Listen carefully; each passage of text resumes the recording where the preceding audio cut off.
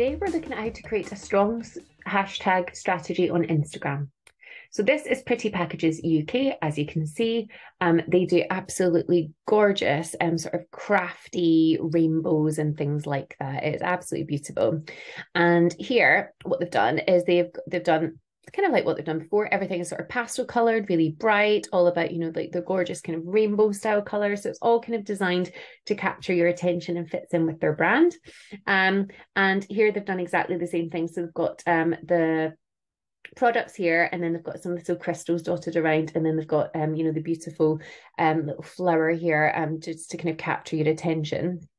And then they've put in their caption, who else here loves crystals? Watch this space for some crystal rainbow combos coming soon.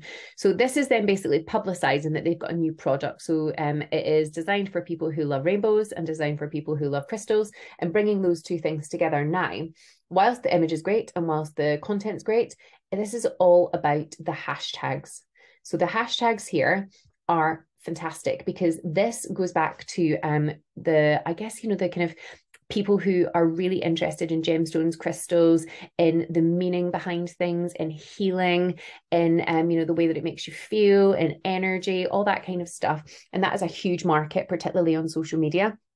So here what they've done is they've used all the kind of hashtags that are anything to do with their new product, which is crystals. So they've got their gemstones, their crystal shop, crystal love, crystal healing. They've then put the individual stones in here. So you've got your quartz, you've got your gemstones, you've got your amethyst and things like that. Then you've got other things. So you've kind of got the minerals, you've got your nature, art, fashion, geology, meditation. So again, these are all things that people would be interested in around that subject.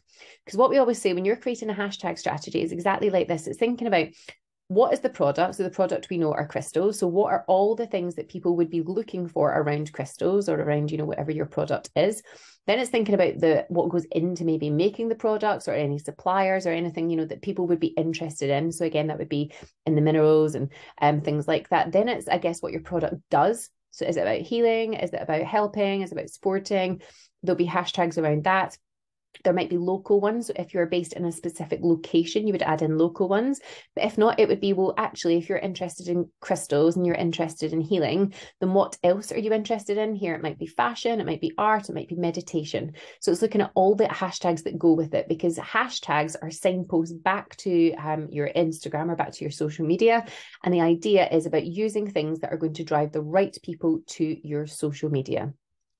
Now, if I was Pretty Packages, what I would do is I would create a hashtag group so that I could engage lots with hashtags. So basically what you would do is you would go into the Maybe platform, you would go into group, and then in here you would start to add in hashtags. So you would do things like, I don't know, hashtag hashtag crystals or something like that. And then what it does is you search and it comes up with the hashtag that you're looking for.